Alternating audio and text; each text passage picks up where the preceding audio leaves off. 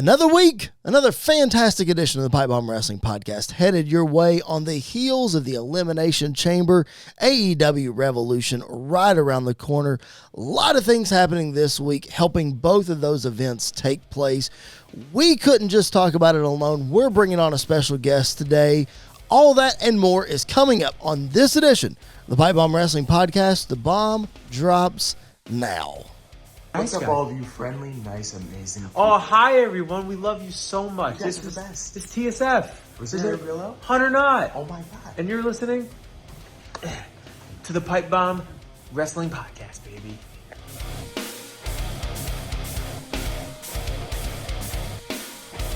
Thank you, TSF, and hello and welcome to this very special edition of the Pipe Bomb Wrestling Podcast, the show that is for the fans, by the fans. I am your phenomenal host, Mr. Podcasting, Chris Belcher. Joining me, as always, is the young buck, Mr. Andy York. And Andy, we're not alone this week. We're not. First special guest of season 4. Yeah, and it's a very special honor, and we're excited. I always love having him on because it's a different opinion, and it's a great opinion, and we keep the show more on track than when Jared's on. So that is 100% really true. When he's on with us. That is 100% true. Ladies and gentlemen, joining us is our wrestle buddy compadre, Mr. Tyler Peters. Tyler, how's it going, man? It's going great, gentlemen. It's always a pleasure to join you, and hey, I'm honored to be a guest on the season 4 premiere. So thank you. Season 4 is we're going down the tracks, ladies and gentlemen, of season 4. Thanks for hanging out with us. If this is your first time, make sure you subscribe wherever you find your podcast. Make sure you follow us on our social media, Facebook, Twitter, and Instagram, and TikTok at PBW Podcast. So let's get into it, guys. Before we talk about the current stuff, the first thing that we want to do before we transition to our old school stuff is we want to extend our thoughts and prayers to Jerry the King Lawler, who suffered a massive stroke this week.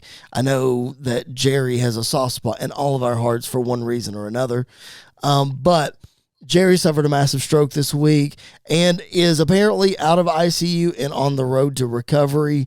Looked great in the pictures that we saw.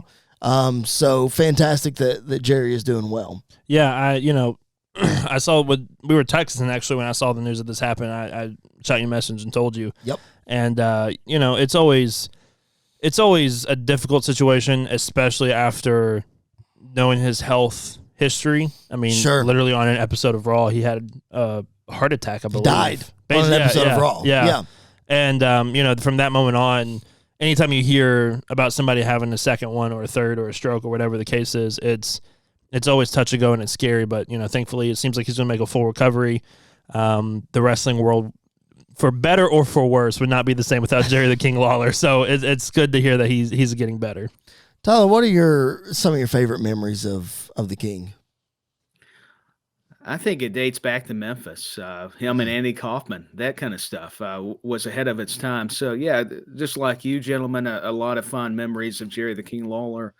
And, of course, JR, Chris and myself and Andy, you as well, but, doing commentary. How could you not appreciate the Attitude Era, the Monday Night Wars, and hearing those guys? And I got to admit, even though it was a different time, anytime Sable came out, the King got excited. So, it's funny stuff like that. Yeah, even comical things, that the King was able to do. But my prayers, I echo the sentiments, are with Lawler and his family. Glad to hear he's on the road to recovery. So, yeah, I'm sending my prayers and well wishes also.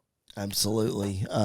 King is one of my favorite commentators. I know you don't like him as much nowadays. Nowadays, no. But old school King, I think my favorite Jerry the King Lawler feud is him versus ECW. Like all of his stuff that he did with ECW. Extremely crappy wrestling. Yeah, like all of that was amazing. Right. I love it when people are beating the crap out of people in the ring and commentating at the same time, which he did a couple times. Booker T did it on Impact, which was fantastic. So a lot of, like I said, maybe it doesn't age as well because times have changed, but you still have to appreciate the greatness that was Jerry the King Lawler on commentary. If I had to pick one, I think I would pick the 1996 Royal Rumble where he's on commentary and his music hits, and they're like, Vince reacts and he's like, yeah, I'm in this thing. Of course I'm in this thing. He takes his headset off, takes his jacket off. He gets in the ring and Shawn Michaels gives him a big right and sends him back over the top rope.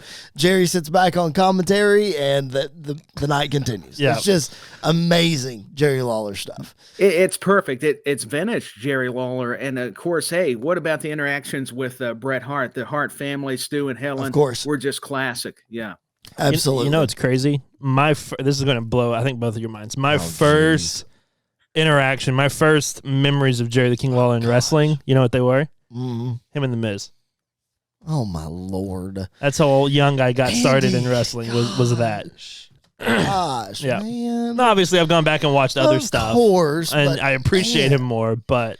Him and Michael Cole too. Oh yeah, greatest WrestleMania match of all time is Jerry the King Lawler versus Michael Cole. We got to quit talking about old school stuff on this podcast because you make me feel old. I'm like, I know it. Now I'm starting to realize can time stop and me get younger? Oh my goodness, you're exactly right. Well, from that old school to another old school, we always like to kick our shows off with Old School 101. Make sure we're reminiscing sort of a this day in history. What you got for us this week, Andy? Well, if you've been listening to this podcast for any length of time, me and Chris very sorrowfully mourned the death of NXT when it happened. Rest in peace, Black and Gold. Yeah, it did. So on February 11, 2015, NXT TakeOver Arrival took place, which had some fantastic matches on it, like every NXT TakeOver has ever had. Even the newer ones still have one match that you can look at. Right. And on this card, you had the Four Horsewomen, Fatal 4-Way, which Sasha Banks won, which is crazy that that's the only time that has ever happened. Yep. And we may never see it again. Kind of like the Shield triple threat for a WrestleMania main event we never get to see. Yep. And then in the main event, Kevin Owens mercifully destroys Sami Zayn in one of the weirder bookings in NXT history, but a fantastic finish for that. I want to get your thoughts on the show as a whole, because I'm sure both of you remember it. But as we're on the NXT TakeOver track with this, what is your favorite NXT TakeOver? Oh, geez. And your favorite NXT TakeOver match? Okay, let me answer that first because I've already got it on top of my head. Yeah. Favorite TakeOver altogether is TakeOver New Orleans. Yeah. Nothing beats it, in my opinion. You got Johnny Gargano and Tommaso Ciampa in the non-sanctioned match. Aleister Black defeating Andrade to win the NXT title. The North American Championship 6-way ladder match to kick off the show. Yep. And I was in the building. So that's the Roddy turn too, isn't it? Yes, that was the Roddy turn. Yep. And Shayna Baszler started her women's championship reign that night. Yep. You know, no big deal. Anyway, so that is my favorite TakeOver because I was in the building. My favorite TakeOver match, hands down, the next year, TakeOver New York, 2 out of 3 falls. Johnny Gargano finally wins the NXT championship from Adam Cole. That's absolutely my favorite TakeOver match. Go ahead, Tyler, and then we'll jump back to this. We'll jump back to the event. I'm with you, gentlemen. NXT back when it was the black and gold was setting the standard, and the Four Horsewomen. I love how you guys brought this to everyone's attention because think of how the main roster looks currently compared to then. I mean, think of all the WrestleManias, the big premium live events as they're called now. I mean, if you didn't have Becky Lynch, Bayley, Charlotte Flair, Sasha Banks, I mean, you lost a lot of the luster as far as major storylines. Yep. And you think of Asuka, even the people outside of that circle that have been tremendous. So, hey, I'm glad you picked Rival because I'm with you. I think that Fatal 4-Way match, Charlotte was the NXT Women's Champion. I love how her and Sasha were getting into each other's face. Sasha was wearing Charlotte's shirt, making fun of Rick, making it personal. I just like that. I mean, the confrontation, I love the psychology. And what you guys think of Becky Lynch's suplex? Was it the exploder suplex? She sent Bayley across the ring, almost out of it. That was incredible. I mean, I was a fan all over again watching this match. And to be fair, I did not get to appreciate or get educated in NXT because there was a time I kind of got burnt out and I was not watching. And I wish I would have stayed tuned to this kind of branding because Triple H and his team with Regal and now what Sean's doing with it are doing it correctly because I thoroughly enjoyed these matches. Sami Zayn, Kevin Owens, you're so correct. Their shared past. Corey Graves did a great job relaying that to everyone back in Ring of Honor and how they were such a big deal in Canada. And I love how Sami gave you empathy, compassion, like a good babyface should. And Kevin Owens, he's at his best when he's fighting and brawling. So that's just some quick takeaways. I just enjoyed both these matches. So I want to watch the whole thing. That's what's sad. I need to watch the whole show. So yeah, there's a disclaimer, a spoiler alert, as Paul Heyman would say. I should be more well-versed in NXT. Help me out, gentlemen. Tyler said it best. Like, the WWE as we know it wouldn't be what it is without NXT, mainly like this show, because we look at it right now. Kevin Owens and Sami Zayn are literally at the top of the card right now, and they main evented this takeover 8 years ago. And we're getting not the same, but the same principles of Sami Zayn. Yes. From this takeover to what we're getting now. Yes. And I said it in the Rumble post show. Sami Zayn's probably going to be the biggest babyface in WWE right now. Right. Cody obviously is up there. But then when we talk about it on SmackDown, when he showed up, boy, the place went unglued. They were crazy for Sami. So it's amazing to see this. I will say my favorite takeover, for biased reasons as well, NXT TakeOver War Games in 2019 before the world shut down. I was in the building in Chicago. That is the War Games where Ciampa does the air raid crash from the top of the cell or top of the cage through the table with Adam Cole on his back. Kevin Owens returns, which still one of the loudest pops I've ever heard in my life was that. But my favorite NXT TakeOver match, and it's kind of a weird one, my favorite NXT TakeOver match is Adam Cole versus Aleister Black in I believe it was a street fight, where they beat the crap out of each other everywhere. It's the one where Adam Cole took like the attitude adjustment on the steel chairs back to back. Was that TakeOver Phoenix? It might have. They did a house show in Nashville like right after it happened. I feel like that was TakeOver Phoenix in 2019. I think it was earlier than that. Okay, maybe 17. Trying to think when the Rumble was. It was an Extreme Rules match, and it was very Philly. Professional here, folks. Philly. It was not. It was not Phoenix. It was Philly. So that was the same takeover that Andrade and Johnny Gargano wrestled. Literally had probably the highest rated star match in NXT. So that was 2018. That was January of 2018. Yeah, which is like the peak NXT. Right. Like 2015 to 2018 was peak NXT. Yep. Also, you got to give a shout out to possibly the greatest women's match in WWE history between Bayley and Sasha Banks. Yep. That match that they had was fantastic as well. Okay, not to go off on a huge tangent here, but I feel like we can kill two birds with one stone here. You look at the genesis of the WWE women's division, and you look at the Revolution, and you look at all of those things. Tyler said it best. Becky and Charlotte were the first women, along with Ronda Rousey, to main event a WrestleMania. Yeah. Where would we be without the man Becky Lynch? Yeah. Where would we be without Charlotte's 14 world championships? Like her or not, Charlotte's probably going to go down as the best women's wrestler of all time. Yeah. Opinion aside, we're going to be talking about Charlotte when it's all over with. She's easily going to be the most decorated women's champion or women's wrestler of all time. And then I agree. That's not to take away from Sasha, who is probably one of the, if not the best in-ring women's competitors that any of us have ever seen. Yep. Bell to bell, Yep. she's probably the best. Yep. And then Bayley, the way that she has literally been able to do an about face with her character. It's almost, Tyler, it's almost Hulk Hogan-esque because she was the smiling baby face, and now she's this lethal, snotty brat type heel that just works, that everybody just wants to boo like they did Hogan in the 90s.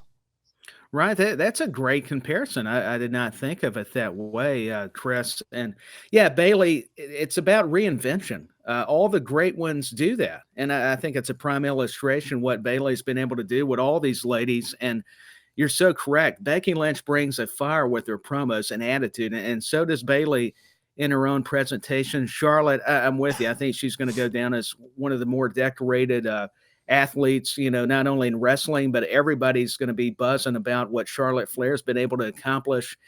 And yeah, whether you like her or not, just like you mentioned, it's important to just realize the greatness and have that respect. Yep. I mean, there's a lot of wrestlers I've grown to appreciate more now than as a kid, where I used to couldn't stand them. But that's the key, because if they're getting a reaction, that means they're doing something right. Yep. And I think you guys made some brilliant points. I'm just in agreement. I mean, how could you argue with the success? And I think it's a formula that WWE and any promotion has to go to. You think about Dr. Britt Baker with AEW, you can draw those parallels, not drawing the comparisons, but it's their stars. It's the star power. That's what you have to build the younger talent. That's why Rhea Ripley, we're seeing her get back to WrestleMania. People would go, what? Why not Bianca and Rhea? Well, think about the storyline going back to, what was it, the pandemic era WrestleMania, where Rhea was NXT champion. Yeah. And exactly. And it makes sense. So, hey, I'm all for a rematch. So I'm not hating that creative. So I think you guys made some just tremendous evaluations. So I can't help but concur. Well, and I think it's interesting too. Like, if you look at it, yes, the 4 horsewomen, obviously Sasha's not in WWE anymore, but she is taken the wrestling world by storm by going to New Japan. Well, sorry to interrupt, but it's like the mid-90s when the Clique was in WWE and Diesel and Razor went down south. They took over wrestling in the south, and Shawn and Triple H took it over in the north. Yeah. The Clique still ruled the wrestling world. Right. And you've heard me talk about all the time, the Shield owning the wrestling world today. John Moxley left WWE to go to AEW, and the moment he walked down the steps, it was his company. Like, AEW was his thing. Obviously, Roman Reigns and Seth Rollins are probably the top 2 guys in WWE right now. But if you look at the women's division, like, you take away the 4 horsewomen, you still got nothing but NXT's like superstars in the women's division. The only people that I can think of that are not products of that would be Natalya, Tamina, because they're old. Because they're older. Yeah. Ronda. That's basically it. That's basically those. Maybe Chelsea Green, but she was in NXT for a while. Yeah. But like, you look at your star power, you've got Asuka, who just came back as Kana, who is one of the most over people on the roster right now. You've got Rhea Ripley, who has come into her own in the last year. Shayna Baszler, who, hasn't had the most successful run on the main roster, but can easily turn into that killer all over again. So it's just very interesting that the NXT women's division has made more of an impact, I feel like, than the men's in a lot of ways. You can certainly argue that, because the division wouldn't be where it is without that women's division. And you can look at the men's roster and the women's roster. I know this is bad timing because Lita just showed back up. Right. But the women, other than the Rumble, the women have not relied on the legends. Right. They've relied on the star power within. You look on the men's side, that's not always been the case. This is the first WrestleMania that I can remember where, we're talking about The Rock, but obviously The Rock's not going to be there this year probably. And everybody else is like, we don't need another legend, because it's finally starting to feel like a company where it's nothing but young stars coming in and doing what they're supposed to do. Right. I'm going to get a text message from my dad as soon as he listens to this for me putting Charlotte over. Happy belated birthday, by the way. Yes. Happy belated birthday, Dad. I put Charlotte over for you. You're welcome. All right. That's the old school. That's his birthday present. That's right. That's it. If you like the old school, make sure that you check out our friends over at WrestleBuddy. All 3 of us are contributors over there at WrestleBuddy. My articles that I put out, which I put out one earlier this week, specialize in old school stuff. My article last week was about the history of the Elimination Chamber, with that event coming up. Make sure you go check that out. Andy, you've got an article coming out very soon, I do believe. Yep. Tyler is a very regular contributor over there. Tyler, tell everybody what you do as part of the WrestleBuddy team.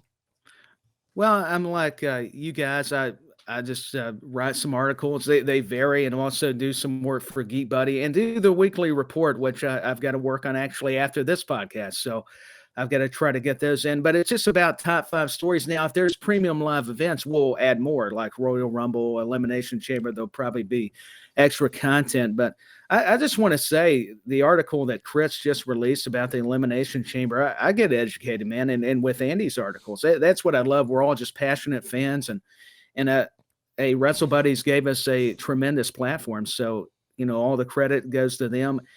And you guys are killing it. You're doing an amazing job. I've been observing, reading your articles, and of course this podcast is just doing incredible with the Pipe Bomb Wrestling podcast. So yeah, Wrestle Buddy, hey, we got to put them over, guys, just like the old wrestling terminology. That's right. They deserve it.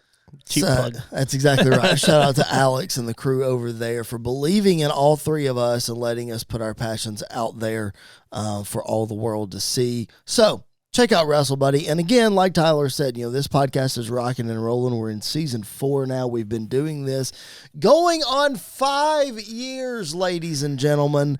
Very hard to believe. But if you like what you're hearing, again, subscribe wherever you find your podcast. We're also available on SportsWire Radio each and every day. We're also video version available on the BodySlam.net YouTube channel. Like this video, subscribe to the channel, and the best way to support the Pipe Bomb Wrestling Podcast, though, over all of those things, buy yourself a fancy t-shirt just like I'm wearing right now. ProWrestlingTees.com/PBW podcast. You've got this. You've got another shirt. You've got our Turd Sandwich shirt. You've got the PBWF Season 1 shirt that is up there. So make sure that you guys support the show. We would appreciate it very much.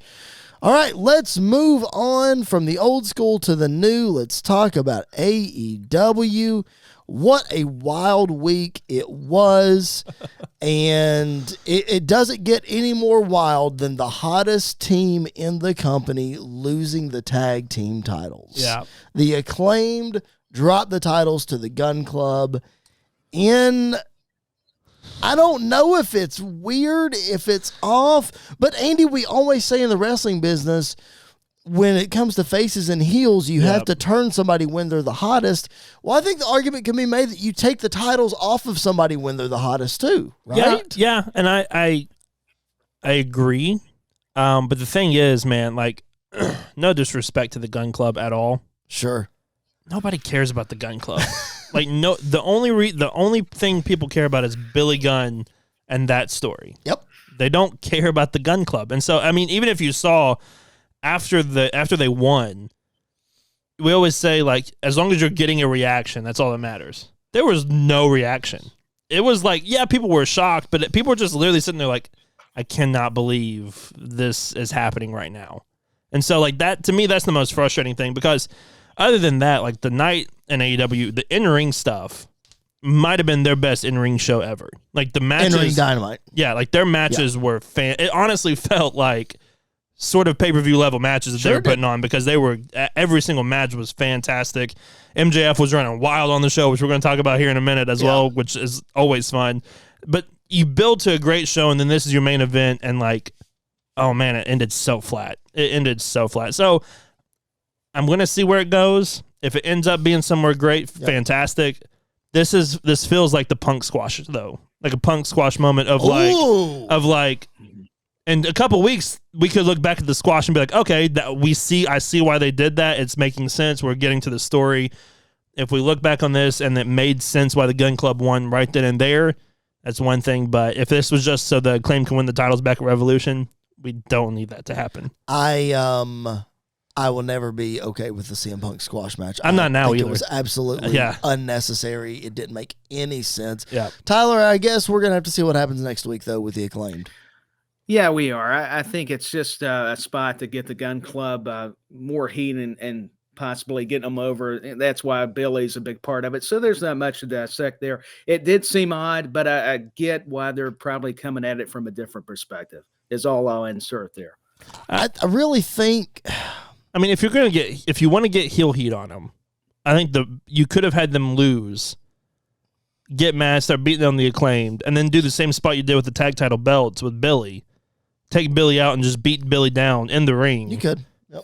And you don't have the Gunn Club beating the Acclaimed, and then you can still have that heel heat and still do this storyline if you want. I feel like we've been on this storyline, though, for like 6 months now. Well, I mean, it's natural because Billy is with the Acclaimed. Right. And so it's natural to go there. Right. So I think we're wrapping it up, and I don't think it's wrapped up with them winning the titles. I do think we're headed back to a rematch at Revolution. Now, right. Whether the Acclaimed win the titles back at Revolution, I kind of think they will, but I don't know because AEW does not hotshot their titles around. No, especially their tag titles. Right. Like, especially their tag titles. That's the thing that I don't get. If this was to put the titles on the Gunn Club, you would have thought they would have built them up a little better than they've been built up. Saved it to Revolution. Yeah, and like the frustrating thing is FTR is right there. Like you could do this with FTR. You could do this with Jurassic Express if you want to put them back together for the 1,000th time. Dark Order, House of Black. There's so many other tag teams that you can throw in there that deserve this. But I'm not completely hating on the Gunn Club because they are good at what they do. They are good at getting heel heat. They are good at being absolute jerks. It's just it felt so random. Mm-hmm. It, honestly, and I don't mean this necessarily as a disrespect, it felt like a WWE move to do this because I think we're going to get 50-50 booking, which is a not AEW thing most of the time. Sure. I agree. Tyler, any more thoughts about this match and the Gunn Club and all that? I just see it as making it more personal because you got Billy Gunn factored in, and it's a way to stun the audience. Unfortunately, like you guys were alluding to, the reaction did not sell it though. But it was a way to just, change the booking. I'm just kind of looking at the basics of it, but I agree. Probably the Acclaim will win back the titles, and it's just to get the Gunn Club elevated by putting the titles on them just long enough to take it off of them. So it's very interesting. I don't always understand the way they're going on either company. So it's intriguing. So we'll just have to wait and see. But I didn't have as big a problem with it, to be honest. I've been coming at it a little differently. Oh, I didn't have a big problem with it either. I think it's very interesting. I think it's very. I'm anxious to see where they go. Yeah. I'm not hating on it at all. I think it's interesting. Andy, you brought up FTR. And we have to bring this up. Sorry guys, this was not in the rundown for this show, but you brought it up. I'm going to now pivot this direction. Dax Harwood made some very interesting comments on his podcast this week that we have to bring up. He, in a sense, I'm not going to read a quote or anything. In a sense, he ran down a list of guys that he wanted to face before his career was over with. And he basically, in no uncertain terms, said that FTR's contract is coming up very soon, and the next one they sign is probably going to be their last. They're going to be done. Mm-hmm. And he talked about making money and all that kind of stuff. And you're putting all these things together, and you're thinking, okay, WWE, or maybe you want to go do stuff in Japan, whatever. But the thing that got me is that on his list of people they want to face is Edge and Christian. Yep. And he said, this match is way more likely than anybody thinks it is, which tells me Edge is jumping ship. Christian is headed back to New York. Yeah. And if you're putting all this together, this is going to happen before August. Yeah. Yeah. I don't think it would shock anybody FTR walking back through WWE's doors. I'll say this. Depending on the whole Vince situation, I don't think it would shock anybody for FTR to walk back through those doors because if you watch NXT for any period of time, Triple H loved FTR. Right. Like he loved them. They were the tag team for a long time in NXT. First ever 2-time NXT tag team champions. So that would not shock me to see them walk back through the door. Personally, I think it'd be best for them if they did because yes, they've been free to do more stuff. I mean, the best tag team matches of the year last year were them and the Briscoes. Right. And if they're in WWE, that's not going to happen. But I think it's time for them to go back to WWE to do the thing they want to do, to wrestle some of these teams they want to wrestle, to do Edge and Christian, which man, if that's the way Edge and Christian go out is by losing to FTR, sign me up. I'm fine with that. Tyler, that's what I'm saying. Like, all signs are pointing to Edge retiring this year in August when they go back to Toronto. And, man, if it was a retirement match for Edge and Christian against FTR, like, what a way to go. Yeah, it's the perfect way to go. And think about their relationship. You see all the backstage photos. Edge is such a big fan of those guys. Yep. Speaking of FTR, I think he attended the Rock and Roll Express FTR match in North Carolina because he lives in Asheville. So he did. And Christian, and Cash Wheeler, it was Cash, that trained that got Edge back in the ring when Edge was making his comeback. It was well told on the documentary. Sorry to interrupt, Tyler.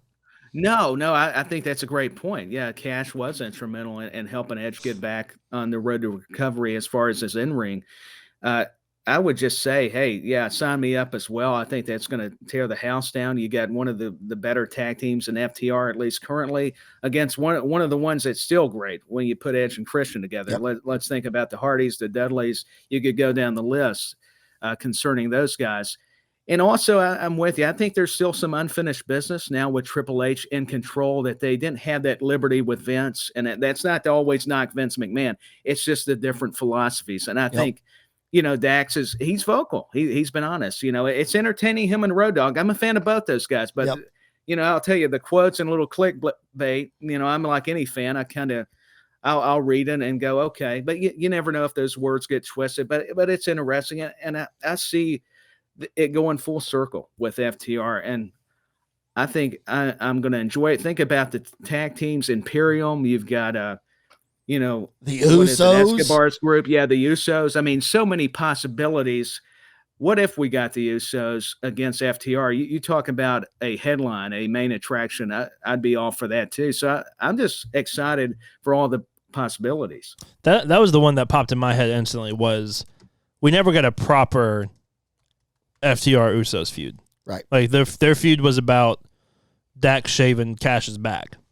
Like that's hilarious. It was hilarious, but like these are two of the best tag teams of all time. These are two of the best tag teams of all time. The feud should be a little deeper than just that. Let me tell you, if we're picking dream matches for FTR, I'm going to give you an underrated one. Man, I want to see FTR versus the Alpha Academy. Yeah. I want to see Chad Gable in there with those guys. I want to see what comedy stuff they can come up with all those guys, especially with Otis and all that. I think that's an underrated one that would be really good. I'll give you another underrated one. Them versus Pretty Deadly. That would be a lot. Send them back to NXT for a little bit because NXT was absolutely their stomping ground. Right. Kind of do what New Day did, go after those titles. I mean, you could put them in the ring with any team you want. Yep. And it's going to be a lot of fun. Drew and Sheamus. Oh, absolutely. They'd beat the crap out of each other. That would be great. Yeah, it'd be very physical. But, hey, I'm down for it. And these guys are storytellers. I mean, Dax, if going back to his podcast, he lays everything out. He's so detailed, and I appreciate it.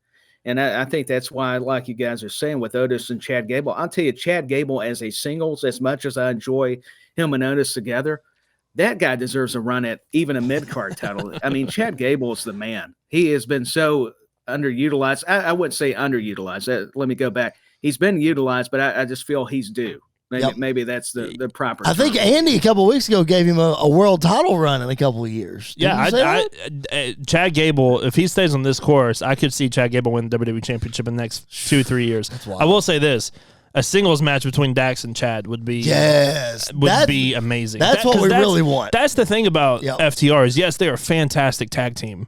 Don't separate them, but like singles matches, they can tear the house down with anybody. They absolutely can, for sure. Sorry I got us off on an FTR tangent, y'all. I can talk about FTR all day long. I love it. Hey, I think anytime we can get onto a tangent, hey, why not? Especially with FTR. Uh-huh. Absolutely. All right, let's move on to the other big thing that happened in AEW this week, and that was, of course, Bryan Danielson officially punching his ticket to Revolution to face MJF in a 60-minute Iron Man match. We knew it was going to happen, but the way that it happened, we weren't so sure about. Bryan and Roosh, what a match. I'll tell you what. Bryan Danielson is taking bleeding tips from Jon Moxley because that dude has been bleeding so much since he got to AEW. It's Blackpool Combat Club, baby. Like so I didn't get to watch this whole thing live, and I literally turned on the channel and just saw Bryan and blood, and I was like, oh, yep, this match is already great because he's already bleeding like 10 minutes into this. Bryan didn't bleed at all in WWE. No. And so what's crazy to me is like 4 weeks in a row, Bryan Danielson has put on possibly matches of the year, back to back like weeks. It was fantastic. This match, obviously, when you got somebody like Roosh in there, is going to be great. Roosh is physical. Yep. These two dudes beat the mess out of each other all over the place. They did. And you know, I really enjoyed this. We've seen it before, but I think it was different this time with Danielson because he has all these matches he wanted to do. We want to see these kind of matches, these physical matches he has, and he goes up there and just every single night delivers every single time. So I feel like there was some uncertainty because we'd even talked about it with this being an Iron Man match. Like, can MJF hang? I think he kind of showed earlier in the night against Takeshi that he can hang. Sure. But Danielson's going to be the one carrying this thing a lot too. Yeah, for sure. Tyler, what do you think? What was your impressions of this Danielson and Roosh match? Honestly, I think it's one of the better Danielson matches I've seen. I've not seen a lot of Roosh. I respect what Ring of Honor has done for the wrestling business, but I wasn't as privy to them. But you talk about the headbutting spot. Whew. I mean, I was thinking, you guys are not only going to have headaches, you're going to need to see doctors for trauma. I mean, this is incredible. I'm like Tony Schiavone. It's like two rams you see off a National Geographic magazine just going at it. It's unbelievable. It's unreal.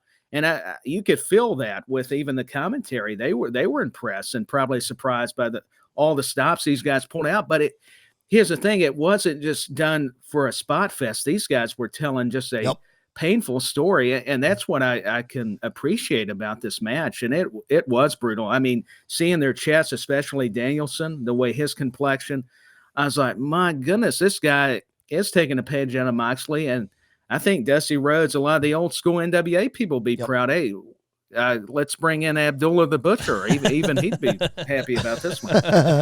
That's funny. Yeah, man, like Danielson just continues to deliver week after week. And then you talk about delivering MJF, doing his thing either on the mic or in the ring, putting on a really impressive match against Takeshita, by the way. Very impressive. The clothesline from the top rope where he landed on his feet. That was insane. Was ridiculous. That was unbelievable. Nowhere on my radar was him landing on his feet at all. The thing about MJF is he doesn't wrestle a lot because he's a heel champion because they're not going to wrestle a lot because why would they? He hasn't wrestled since he won the title. Exactly. This is his first match. And people are like, yeah, MJF's a great talker. He's not that good in the ring. Dude is good. Like, he is fantastic in the ring. I think it depends sometimes on who his opponent is. But he had AEW's best match, in my opinion, last year with him and Punk in that dog collar match. This year in this Takeshita match, like taking the top rope clothesline, landing perfectly on your feet, and then delivering a picture-perfect super kick right after. Yep. Just flawless stuff from MJF. I'm going to tell you right now, y'all, mark it down right now. It is Friday, February the 10th. If you're listening to this later, I'm sorry. Friday, February 10th, you can put it on your calendar right now. MJF versus Bryan Danielson will be considered match of the year for AEW. Yeah. No doubt. I think you could just say will be considered match of the year and just leave it too. We'll see about that. It's such a great recipe. I don't know anything off the top of my head right now that is planned that could beat it. I'll wait for Cody Rhodes. Until Sheamus, Gunther, and Drew McIntyre beat each other up at WrestleMania. Then I'm on board with that. I'll wait for Cody Rhodes and Roman Reigns. That'll give it competition, yeah. I'll wait for Cody Rhodes and Roman Reigns to ring the bell at WrestleMania, and we'll see what happens. Yeah, we'll see. Storyline, maybe. Anyway. In-ring. Oh, no, it'll be really good. Anyway, we'll get there in a second. Tyler, overall thoughts on just MJF and the way that he has been able to progress this feud, because seemingly it's been MJF and Danielson ever since MJF won the title because of the way he won the title. So we've been telling this story really for 3 months now, and it's finally coming to a head. Just your overall thoughts on the way that this has progressed. I thought it's progressed nicely because MJF's just that good on the microphone and being that heel, the guy that you want to see get beat up, but you can admire just how talented he is. And I'm with you guys. I think, man, as far as a wrestler, he's one of the best and very underrated. And you got to be able to adapt to that kind of Japanese style that his opponent had. So that was just unbelievable. I'm with you. That spot where he just landed on his feet, I'm like, whoa, I did not see that in the playbook. I'll just tell you. And just it was physical. And I like how the aggression MJF showed in that segment where all the security guys, he's beating them up. Then they have to try to do the pull apart. Sometimes when that's done correctly, it adds fuel to the fire as far as this rivalry between Danielson and MJF. So I'm excited. I'm with you. I think it could be match of the year. There'll be a lot of candidates. And hey, MJF can prove he can hang, and the way, like Andy was saying, with Danielson laying out the match, the magic that can be created come Revolution is going to be enticing, to say the least. I think that's pretty obvious. I just think the only thing in AEW this year, if we're fantasy booking for the rest of the year, that could touch this match would be like Adam Cole versus Kenny Omega. I'll give you one. Uh-oh. Adam Cole. No, hey, I'll give you this. The Elite for the Trios titles versus Adam Cole, Kyle O'Reilly, and if he ever leaves, Roderick Strong. We will have to see. I do like that forget match. Bobby Fish can go. I do like that match. I do. I just don't think it's going to get to MJF. Cole and Kenny would be great. Hangman and Kenny also would we'll see. Would be fantastic. That's true. I like all those scenarios, and I'm with your sentiments. Bobby Fish, I don't know what happened to him. I mean, he fell off. I got a lot of respect for him, but poor Bobby he's lost it a little bit.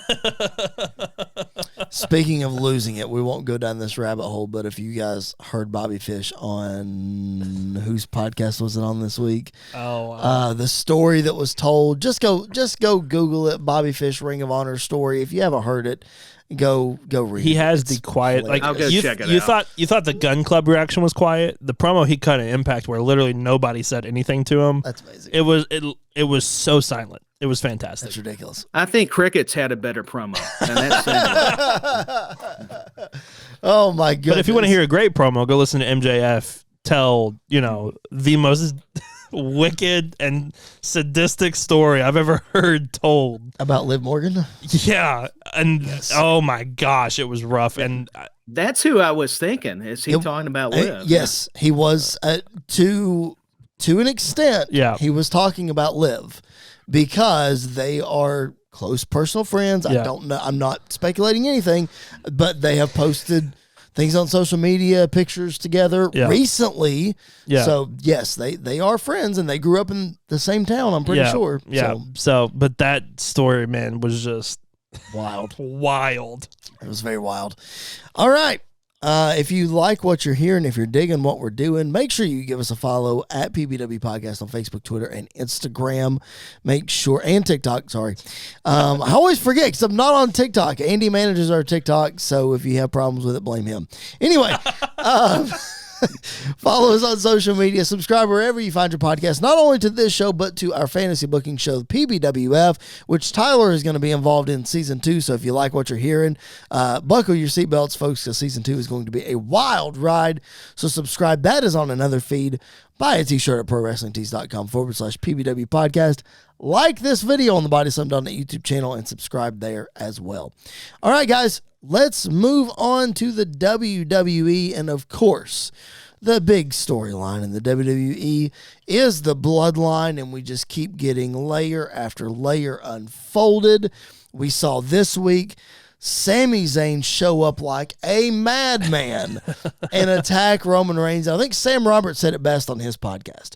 Sam said, Roman's cutting this promo. Sami comes out and jumps him, and the crowd pops because they know it's Sami. Yeah. But you can't see him because he has his hood. And then when Sami takes his hood off, they pop even louder because it was Sami. This is absolutely insane. Match is made official for Elimination Chamber. No more speculation. No more none of that. It's happening a week from tomorrow. Yeah. And honestly, like, the way that this story is playing out is perfect to a T. Like, there are certain things in some stories where we can critique and like say, we should have done this. This has been perfect all the way through from the beginning of Sami and Roman.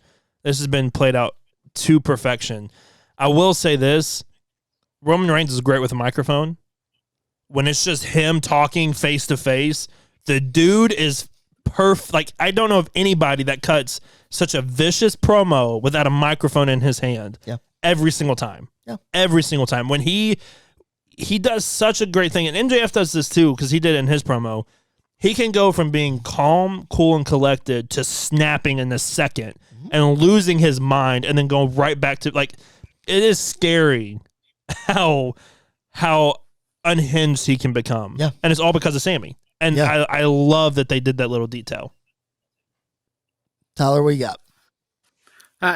I couldn't have said it better. I think the Bloodline is one of the more compelling storylines. I think it's been compared to cinema. Michael Cole wants an Emmy Award for it. And Yep. I think it does. It deserves it. I mean, the way that Sami Zayn has just, to me, he's elevated the Bloodline. As much as I love Roman, I love Heyman and the Usos and Solo and everybody.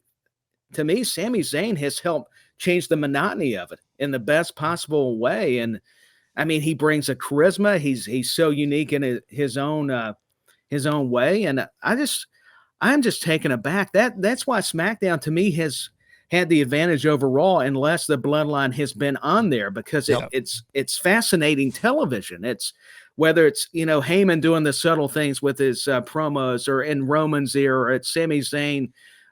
It takes you back to school. He's finally became one of the cool kids because he was with Roman, the world heavyweight champion. I mean, a lot of relatable terms. I know it sounds funny, but it's true. It's very true. And Sami Zayn, though, attacking, that reaction. I mean, he has just had a lot of longevity with this character. And as much as I like the conspiracy character, I'm enjoying this one that much more because he's more personal. He's going back to the NXT. That kind of Sami Zayn where he's the baby face, but yet if you get him angry, you better watch out. And that's what I like.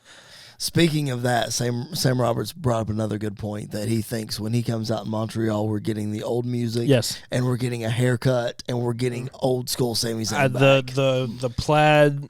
Yep. Paint, I promise you, if that happens, that'll be my biggest pop of the night. Even if he wins the title, that'll still be my biggest pop of the night, is him coming out.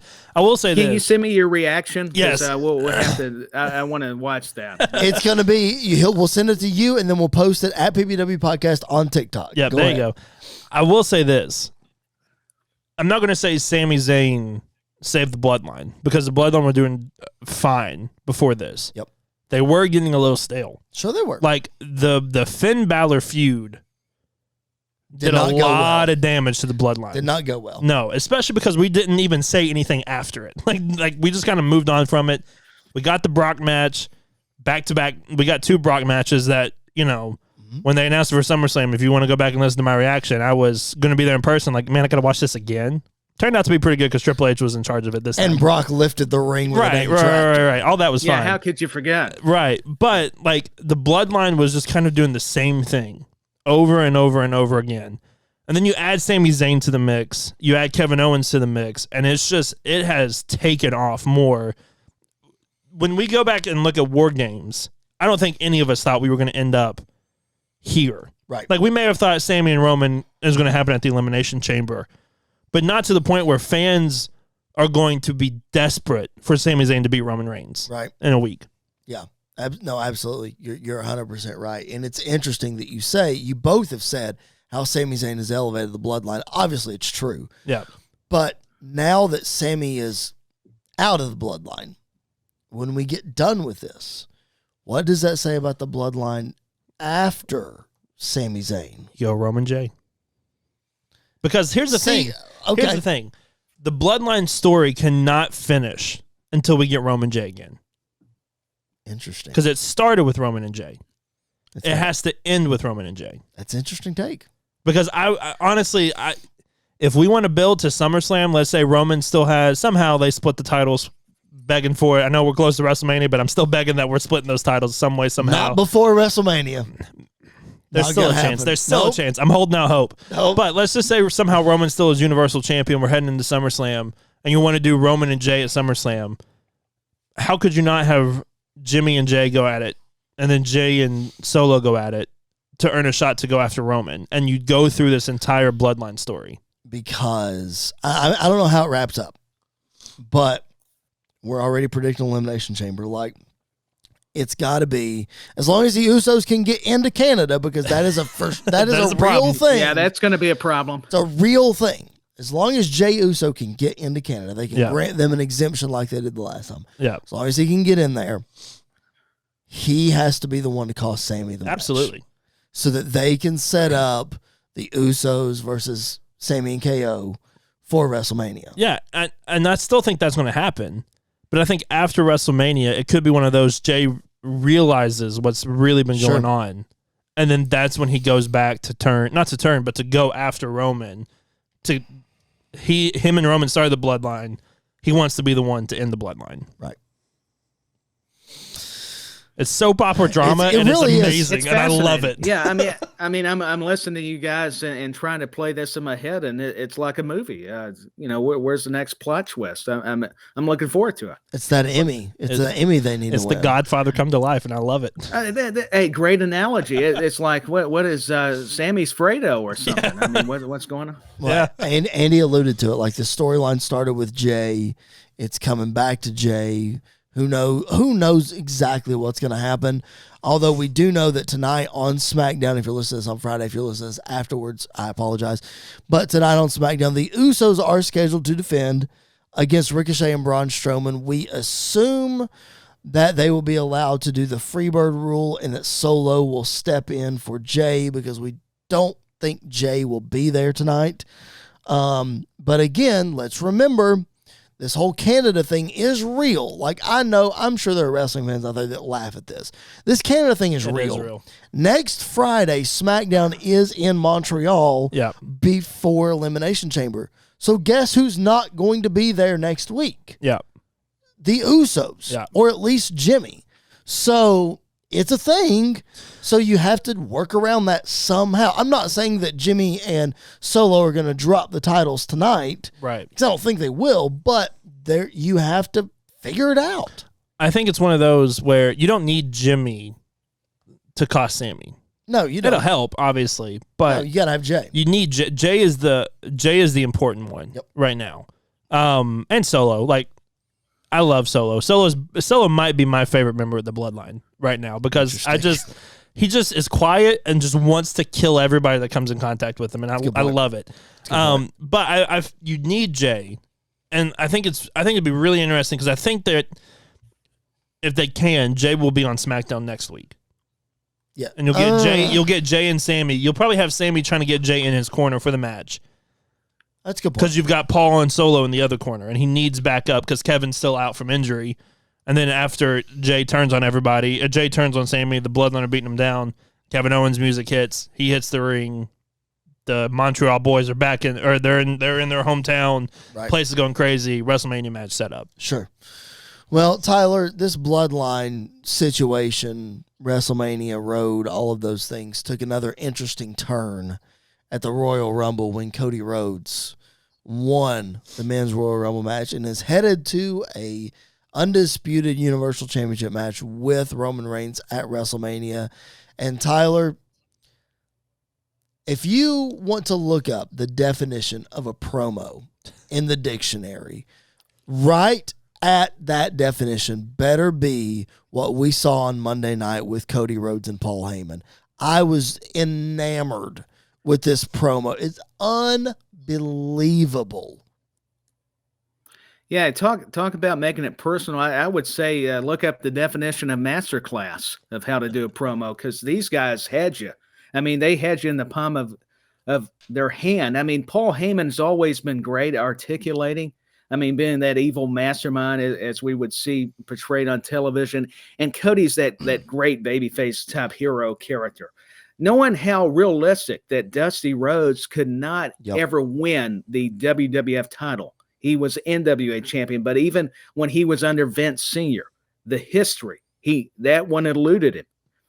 So for Cody to win that championship, or at least one of them at WrestleMania, and then you got Paul Heyman with the line of the night, even though Cody came back with another great one where he's like, oh yeah, you are Dusty's favorite son, but Roman Reigns is the son that Dusty always wanted, or I'm paraphrasing. Yes. I mean, that got me. I'm like, whoa, he just went there. Okay, we went over the lines. We're blurring reality, which that makes good TV, and that's all a part of the winning formula for wrestling. I mean, we would see kind of these shoot-style promos, and, man, the banter, and then Cody saying, well, everybody wants to make it personal. Well, you've done it, because you better tell your boy I'm ready for him, because he was trying to be respectful, but then Heyman made him cross the line. Made you feel like it was more important. It was WrestleMania. Yep. He won the Rumble. The time for talking's over, and there's going to be more, but it's all leading up to a lot of significance. So it made you feel like a big fight, feel like boxing or anything, MMA, but it's wrestling. And that's where the art of sports entertainment comes into play. It gave Cody an edginess to his character in that promo. It gave Cody the edge he needed. Yep. Because I don't want Cody coming out every week going up to WrestleMania talking about his dad. Right. I get it. I fully get it, because that's your reasoning behind it. Yep. But you've told us 20 times already since you returned. It's let's do something different. If anybody can make something personal, Paul Heyman can make something personal. He doesn't know me, and he can find a way to make something personal with me. That's just the kind of guy he is. Yep. But when you have a close relationship with the Rhodes family like Paul Heyman had, the punchlines were right there. And I had the same reaction as Tyler did when he dropped that mic, when he dropped the pipe bomb on Cody. I literally looked at, because Katie was watching with me, and I looked at Katie and said, this is why this is happening at WrestleMania. Yep. This is why. Yep. Because you couldn't do... I love Sami Zayn, and I'm still on board with Sami versus Roman. Yep. I'm still on board with Sami winning the title somehow, because the dude deserves it after what he's done the last couple weeks. But it has to be Cody. Yep. It absolutely has to be Cody to beat Roman Reigns, to tell this story. The prodigal son returns home to do something his dad could never do, to beat the family that is nothing but WWE. Right. To beat the Bloodline. Yep. That is the entire story of this Cody Rhodes versus Roman Reigns. When he wins the title, and I said yes, when he wins the title, because it's not if at this point, in my opinion. When he wins the title, we've got to do something other than, I'm going to hold the championship for my dad. Right. We get it. You want it for your dad. Figure out something else. But right now, telling this story, that promo got me ready for WrestleMania more than any other thing they could have done. All right, so unintentional or intentional, your segue. I'm not even going to ask you this question because you just answered it. So I'm going to ask Tyler this question.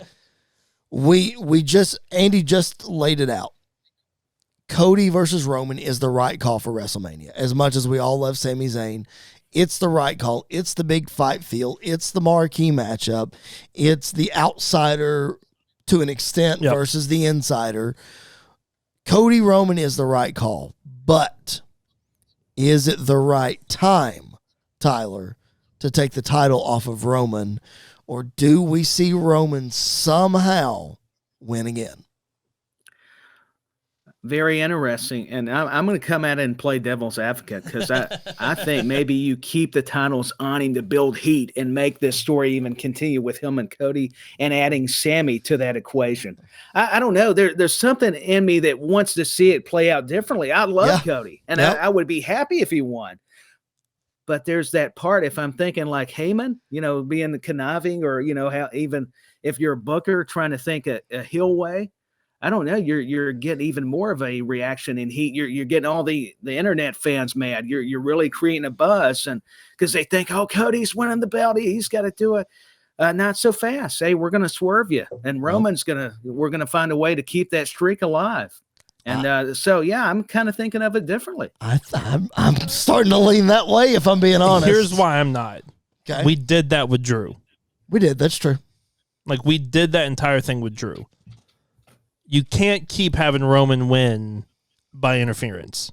We don't need interference. He's not going to beat Cody clean. Not at WrestleMania. He's not going to beat Cody clean. Because this entire comeback story has been for nothing then, if he beats Cody clean. Oh, well, that's true. Because why does Cody deserve another chance after he lost to Roman clean in the main event of WrestleMania? That's true. That's true. My thing is, if we just split the belts, Cody can win the WWE Championship, Roman can stay Universal Champion, hit the 1,000-day mark, and everybody wins. But that's not going to happen. We ain't splitting them belts. Boy, I have been on this splitting belts thing since before it happened. You have. You are correct. So at least I'm consistent. You are correct. That's true. My thing is, if not now, when? For Cody. That's the thing. That's where I am torn, honestly, because going into this conversation, I had this conversation with our buddy Jared last night. Yeah. And the exact same thing that I just laid out to Tyler, and exactly the response he just gave me is exactly how I'm thinking. Yeah. I'm like, in my heart of hearts, man, Cody Rhodes has got to win this title. Man, it's the perfect storm. It's got to be done. But then I'm thinking, but the nuclear heat that would be on Roman, like what's left for Roman if he doesn't have the titles? Right. How impactful is he without those championships? So in my heart, I want Cody, because you said it. How else are you ending this story? Yeah. Like it has to end with him winning the titles. But where does Roman go? And it just, I don't know. Yeah. I'm so torn. Here's the thing. I love wrestling so much. I know, and so that's what it good. does to you. It gives you this reaction, and I'm just coming at it, I guess like the villain. I want to see him prevail, even though I love Cody. But I'm like, after Heyman delivered that line in promo, I'm like, how good would it be for a Roman to win, though? There and would just give be Cody that ammunition. Yeah. There would be more questions than answers if Roman Reigns wins. Yes, I agree, but sort of, because you kind of have asked the question of like, where does Roman go now? Yeah, like it turns more into a redemption story for Roman in some way, or makes him a babyface. Because we're going to get there at some point. Yeah, like we're going to get to a Roman babyface turn at some point, and when that happens, the dude's going to be the coolest babyface in the WWE when that happens. 100% true. Yep. But like the thing with Cody is Cody's not a John Cena, right? A Seth Rollins, even to the point where I don't feel like he's always going to be considered, especially if he loses his first main event match for the title. I don't see him coming back. He's going to be like a Finn Balor. He's always right there at the cusp of going into main event status, and then he doesn't. I would say more, not as much Balor, but maybe more Drew.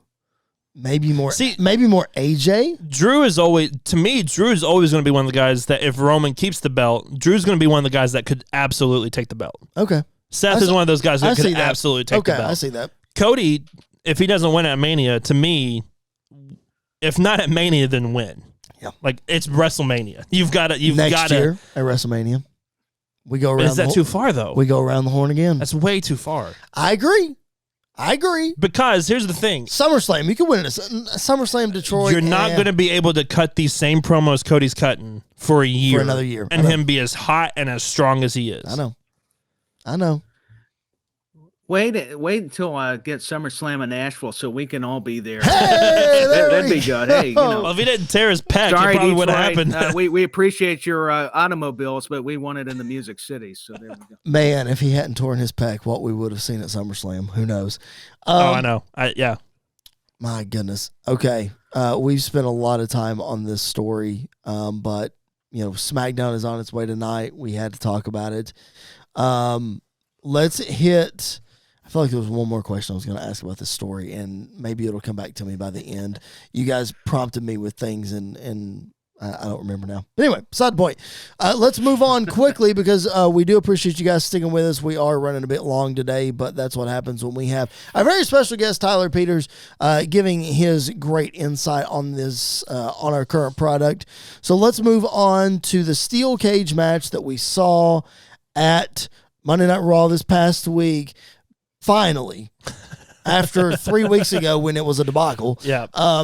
Bayley, Becky Lynch, a really good match, but it was highlighted by the return of Lita at the end of the night. Go ahead. Well, I was just going to say, it felt like a WWE universe mode in WWE 2K22 of like, whoa, Lita's back. Where did that even come from? Right. It was the most random return I can remember in a long time. So we've got Lita. Tyler, it's rumored that Trish is going to be there next week, and we're headed straight to 6-woman tag at Elimination Chamber. Your thoughts on this whole kind of situation and the match itself? I think they're bringing Lita and Trish back because both of them have proven they've still capable. They've got one last run still left in them, and I like this because basing it on Becky and Lita at one of the Crown Jewel in Saudi Arabia, you could tell Lita still had it. I mean, she possessed it, and I know it was random, but I like it, and I think it goes back to just that Raw, wasn't it? Where Damage Control confronted Trish, and they were in Canada. I forgot about that. It makes sense to kind of go back. That's what I love about wrestling. We tend to forget those moments where you can put it back in the story. And Lita's been so high on Becky Lynch, she gave essentially Damage Control the rub too by stopping them from interfering or evening up the odds. So I think I'm looking at it from that perspective. Like they're going back to when they were disrespected. So hey, we can program Trish. We're going to be back in Canada, Montreal. Why not? I think it's great. Yep. But why not save it for Mania? Because Becky's going to turn? No. I think we do Becky Bayley again at Mania. Okay. With some big stipulation. Okay. And Trish and Lita go after the tag titles. Unless Ronda and Shayna go after the tag titles. No, keep Ronda away. Ronda doesn't need to be on WrestleMania. But Trish and Lita versus Damage. I mean, could you think, imagine... I know, yeah. We just talked about it earlier, in the show, about they don't use legends a lot in the women's division. Could you imagine the rub Dakota Kai and Io Sky get if they beat Trish and Lita to retain those tag titles? Because Becky could beat Bayley, but Damage Control can still retain the tag titles against two legends, two of the best of all time in the women's division. That's an automatic rub for them. And then, post Monday Night Raw, they could turn on Bayley. Bayley can go back to being a babyface and keep going from there if you really wanted to. I'm going to say this, though. Elimination Chamber is looking to be a fantastic card. Stacked. Because you've got Sami and Roman. You've got this potential 6-woman tag. Yep. You've got the mixed tag match between Edge and Beth versus Finn and Rhea. Yes. The potential match between Brock and Bobby, which I don't think is going to happen at Elimination Chamber. I think they're going to do something to get out of it to go to Mania. Yeah, I do too. Or they may have it and then they'll just put a stipulation on it at Mania. Right. Yep. And who else knows what? And those 2 chamber matches. The 2 chamber matches, which the U.S. chamber match looks really good. The women's chamber match, everybody's in there so Asuka can murder them. Yes. Or Raquel. I think Raquel has a really good chance of winning too. Raquel and Asuka being the final 2 in this match is going to be awesome. Yeah. But the chamber, for the first time in a long time, is a really, really, really good show. Yep. It's important. It really is. Yeah, it makes me excited. It's loaded. It's got all the matches that I think any fan would desire. And hey, I'm with you. I think, Raquel Rodriguez, I've been high on her. I'll tell you, ever since NXT and coming up on the main roster, the way they've utilized her, she's definitely going to be a women's champion in the future. You can just see it. I mean, she's got all the traits and essentials are there. Yep. We're going to talk all about the Elimination Chamber next week as we preview the whole show. We'll dig out the pro wrestling scorecards again for next week. It'll be a lot of fun. Andy beat me at the Royal Rumble. I'm looking for some redemption. Too. Yeah, you did. You beat me like 20 points or something stupid. But looking for redemption on that. Just a couple of quick hitters for Monday Night Raw real quick. We mentioned the Elimination Chamber. The field for the women now filled out. Yep. Natalya won on SmackDown to fill the first spot. Carmella, as we predicted, won on Raw for the second spot, so that fills that match out. We also saw Brock Lesnar in a fantastic promo. Listen, Tyler, if you would have told me, that's my other question. I'll get back to that in a second. If you would have told me several years ago that Brock Lesnar would be Cowboy Brock with a feather in his cap, cutting promos about sleeping with Sable and thinking about Bobby Lashley, the dude it's insane. It really is. Oh, it's crazy.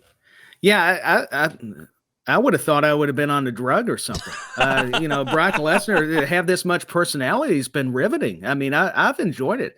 He's even trying to talk like a Southern guy, and he's got a farm up in Canada.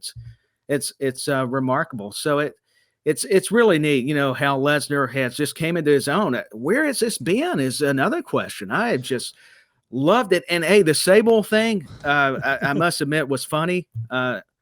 Hey, I got it. Well, that's for another podcast. I better move on. But that was a good joke. You know, that was good. I better not go there. I'm kind of I've got morals here. It was good. That's all I'm going to say. I really got distracted by his comment, but evidently he still got time to think about Lashley during that. So that's what got me.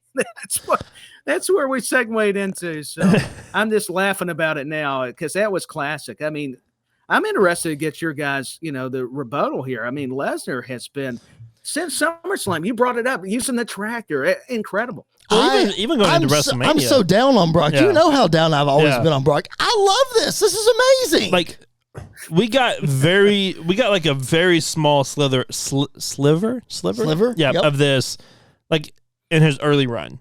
Yes, him and Kurt Angle, him and Eddie, like stuff like that. You saw somewhat of a personality. He goes off to UFC. He comes back, and Vince just wants him to be a killer. Which I get it. Killer Brock Lesnar going into SummerSlam 2014, beating the mess out of John Cena, squashing John Cena. Mm-hmm. It's still one of my favorite SummerSlam matches of all time because of just the chaos that it caused. But then we get like this fun, relaxed, easygoing. I went back yesterday because Katie never watched it and watched his interview with Pat McAfee. Oh, the greatest interview of all time, I think, is that interview because 2 seconds into the show, he breaks the table. He slings the headphones into the rafters, and like he does a Stone Cold Steve Austin impression, which is perfect. Like all of this other stuff, he's having fun, and you can tell that he's having fun. And I was really nervous when Paul left him because I was like, Brock's not that great at promos, right? He doesn't care what he says, and I love it. Let Brock just go crack jokes, and it's funny because people are used to Brock being so serious and being that killer, and now he's like cracking jokes and all this. Tyler, it takes me back to when Brock stole the Money in the Bank and how he treated the Money in the Bank briefcase as his boombox. Like that was the early stages of us knowing this was going to go well. Yeah, it was a foreseer into his comedic future, and it takes me back to the R-Truth segment. Which, my gosh. I think that's when it was. Yeah. Yep. And Paul Heyman's face when R-Truth was cutting that promo, he's like, I'm just going to, invite myself out of here. I don't want to make you mad. So it was great. But yeah, I think it's good because he can still turn on that killer instinct like he needs to. But this is showing another dimension that the people can. It's winning him over fans that were not supporters of Lesnar's originally. And I think when you can do that, that's a positive. So I'm glad they're capitalizing on it. I'm glad to see he's sticking around under Triple H because there were part of me rumors of, since Vince left that Brock was so trusting of McMahon. And I'm glad to see that he's still doing business. And, Lashley and him, I'm glad Lashley's getting this opportunity. He's been very vocal about wanting to work with Brock. So I love how he's doing the F5 because Lashley can always come back and get the segment we saw weeks before where he just comes out and destroys Brock because Brock's been known to sell. I mean, that's another thing. People forget that he sells. I mean, go back to Drew McIntyre. I think he even told Drew, just drop the belt after you hit me. That wasn't supposed to come out, but he looked up at him. Hey, drop the belt. You nailed me. That way it looks even better. So, I mean, he's been very giving to people. When he cares about what he's doing, there's no one better. It's true. Like, there's no one better. And he proves it, too. Like, the AJ match at Survivor Series, the Bryan Danielson match at Survivor Series, Finn Balor at the Rumble, like, those matches were amazing. Seth Rollins at WrestleMania 35 was really good. And then you go to SummerSlam, really good. Like when he cares about it, you can tell that he cares about it because he wants it to be the best that he can be. And it still makes me mad about that Dean Ambrose match we got at WrestleMania 32. That's what I was getting ready to say. Then you go to Dean Ambrose and you see when Brock doesn't care. That should have been like the match that made Dean Ambrose John Moxley in WWE. And it didn't. But I will say this, because you guys mentioned it with the R-Truth segment and with the Money in the Bank. One of my favorite things about Brock during that Money in the Bank run is I think the night after he won it, and he's walking down to the ring, Seth and Kofi are in the ring, and Paul Heyman's going through the contract, and he says he has up to a year, and then Brock grabs it, smacks him in the face, and says, I got a year? and just walks away. And I'm like, yeah, that's Brock. That's because Brock. Why would Brock watch the product to know that you have a year to cash in? Like he wouldn't. So it makes sense. Oh my goodness, that's so funny. Poor Heyman was getting abused by his own client. It's so funny. One more quick thing: JBL dumps Baron Corbin after seemingly the storyline going nowhere. Dumped or buried? Because the promo he Both. cut, he buried Corbin. Oh my gosh. Tyler, I love Either way. Tyler, I love JBL. I wish that he was able to do stuff on TV and that it would work. Clearly, this just was doomed from the start. Yeah, I think it's too much of JBL being that good that it overshadowed Corbin in a way. And I think that's why the creative did not live up to its full potential. And maybe we're reading too much into it because this is a good way to restart Corbin. But how many restarts can he get? I mean, Amen. Him, they tried. And it's nothing against Corbin, but he's just lacking whatever it is. He's not connecting. And they try to use JBL, a legend, and you would think that would help. Because at first I was all for it. I love JBL's promos, but I think that's the problem. Yep. They were not coming from Corbin. And he was not getting that successful rub from the legend that I think they thought. So the reports are JBL's not even going to be on TV anymore. Right. This may be his swan song. It's so sad. I think for Corbin, the end of his, not career, but the end of his run, the end of people caring about him was his general manager stint on Raw. Yep. And then he got literally the entire McMahon family blamed him for Raw being terrible. Mm-hmm. They even came on the air and said, "We are sorry it's so bad, but it's Corbin's fault." Right. And from that moment on, nobody cares. Nobody cares. Now, Bum Egg Corbin was a lot of fun. Oh, so funny. But we kind of went nowhere with it. And then Corbin and McAfee was fun, but that was just because McAfee was involved and made it fun. Right. He's kind of at the Lacey Evans point of like, how many reboots did we get before we just stop caring and move on? Because nobody cares. I agree. I definitely agree. They're on the Gun Club and level. See, I like Lacey Evans, but that's a good point. I mean, that's been restarted so much. Tyler, let's end on this note. I'm going to ask you this because this was my question that I thought earlier. I told you it would come back to me. Well, here it is. We're going to end on this. Andy and I talk about this all the time, and I'm sure Andy's going to chime in here in just a second.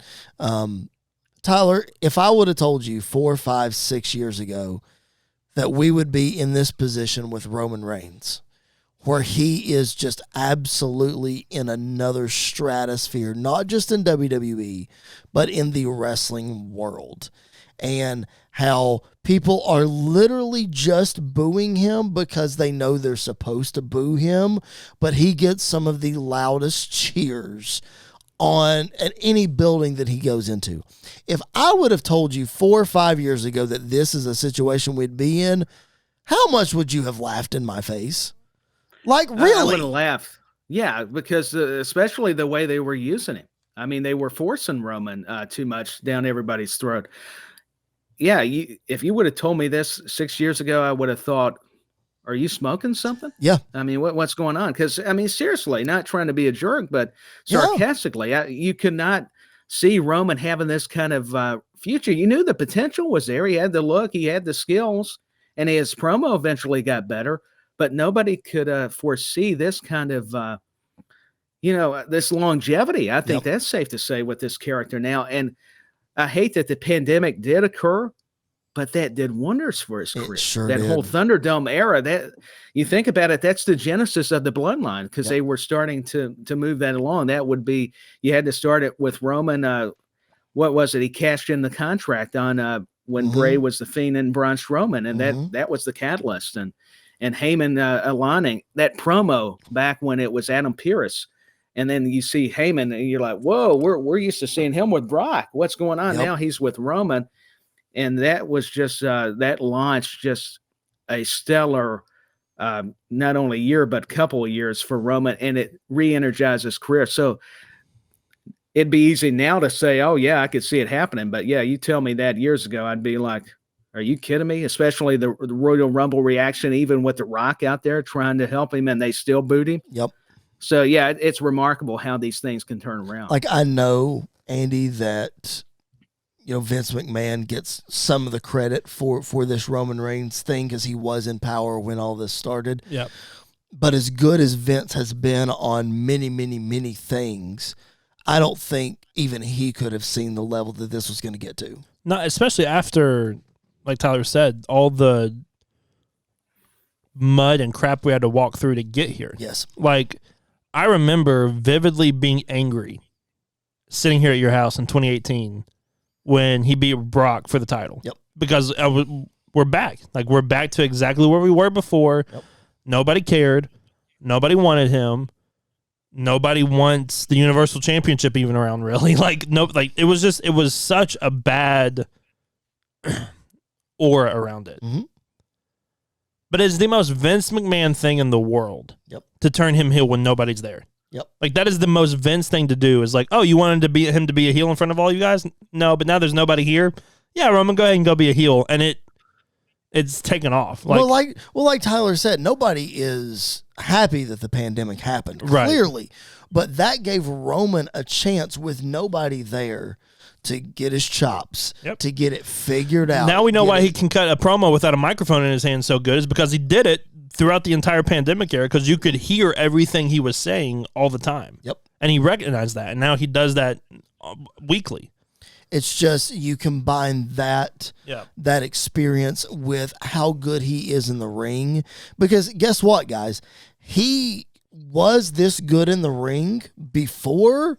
He's gotten better, obviously, but we were just too blind to see how good he really was. Yeah, and I think part of it is he wrestled Brock so many times. Well, that too. That he hit. We could tell what the match was going to be. It was going to be like 4 Superman punches in a row, 4 spears in a row. Well, cover them 1, 2, 3. We're done. But I think that was a product of him working with Brock versus you go watch his match at No Mercy with John Cena, or you go watch his Money in the Bank match with Seth Rollins, or his matches with AJ Styles and stuff like that. We know he's good. When you put him in there with somebody that's not a Brock Lesnar, like, and no offense to Brock, because Brock can do it too. I just don't think Brock cared about the Roman feud during that portion at all. Right. When you put him in there with AJ, when you put him in there with Seth, Bryan, Edge, Finn Balor, Jey Uso, Buddy Murphy on a random SmackDown that was one of the best matches of the year. Matt Riddle on a random SmackDown. Yeah, I mean those were both great. So like people forget how good he is in the ring, but now he has got the complete. He's not the best wrestler in the world. No. He's not the best promo in the world. But he is the most complete package. But he is the most complete package, and he's got everything you want in a star and more. Yep. And he knows it, and he delivers it. Yep. He certainly does. Absolutely. And I think it's true what you guys were saying there. It's important to remember those kind of opponents can lay out more of a story and create more anticipation. And no offense to Brock, but certain guys are good at wrestling one way, where those guys can change up the dimensions a bit, or quite a bit, actually. Yep. You're 100% right. All right. That's going to put a bow on this episode. Thank you guys for checking us out. Thanks for hanging out with us, whether you're listening to us on Spotify, Apple Podcasts, wherever you might find us. Please hit that subscribe button. Make sure you're downloading our episodes each and every week. Leave us a 5-star review. We would appreciate that very much. And, of course, subscribe to the BodySlam.net YouTube channel. Like this video. That helps the channel a whole lot. Helps spread the word about our show. And, of course, give love to our boys over at SportsWire Radio. They play us each and every day, and we cannot thank them enough. We also cannot thank Mr. Tyler Peters enough for hanging out with us today. Tyler, take a minute. Again, recap what you're doing on WrestleBuddy and the other ventures that you have. That way everybody knows where to find you. Sure, and it's great to be with you guys again. On WrestleBuddy, currently doing more on the weekly report. A companion piece article comes out with it. It's released, and I'm recapping pretty much the 5 top leading wrestling headlines. Also, check out this podcast. I need to plug the Pipe Bomb Wrestling Podcast. What you guys are doing is fantastic. Also, I got a shout out to the Rewind Wrestling Radio Podcast, Standing Strong with Waylon Myers, the Uncensored Wrestling Podcast, In the Corner with Benny Mack, and then Back When with Danny. And I'm probably going to forget somebody. This is kind of my running joke because I'm very fortunate and blessed to be a part of them, but I don't want to leave anybody out because I'll get messages. Oh, hey, you didn't mention us? Okay. I'm like, hey, I tried my best, but seriously, I owe a lot to them. So follow Tyler at DustinTyler86 on Twitter and Facebook and Instagram and all those things. Keep up with his great work. Follow Andy at Andy_PBWP. I am at Chris Belcher 24. And if you've forgotten that, it's right down here at the bottom on our fancy little graphic here. So make sure you check that out. Also, make sure that you go check out the PBWF, our other show, our fantasy booking show that drops every Tuesday. Our Season 1 recap show drops this Tuesday. Season 1 finale, the end of the line, dropped this past Tuesday. And I'm itching for Season 2. I am too. I have already got ideas, and I just need to know who's on my roster so I can run with it now. Well, we are going to find that out very, very soon because we will tell you next week on the Season 1 recap when we are going to drop the draft episode. Mm-hmm. Mr. Tyler Peters is going to be a part of that as well. So if you like what you're hearing from him, don't worry, he's coming back. So make sure you subscribe to that podcast feed as well. Buy a t-shirt over at ProWrestlingTees.com/PBW podcast. And of course, as we've talked about several times, we are regular contributors on the Wrestle Buddy website. Make sure you check out Tyler's stuff, Andy's stuff, my stuff, and all the stuff from the other great talent that is a part of that staff. We appreciate it very much. For our special guest, Mr. Tyler Peters, that's Andy York. My name is Chris Belcher. Thanks for hanging out with us on this edition of the Pipe Bomb Wrestling Podcast. We will catch you guys down the road.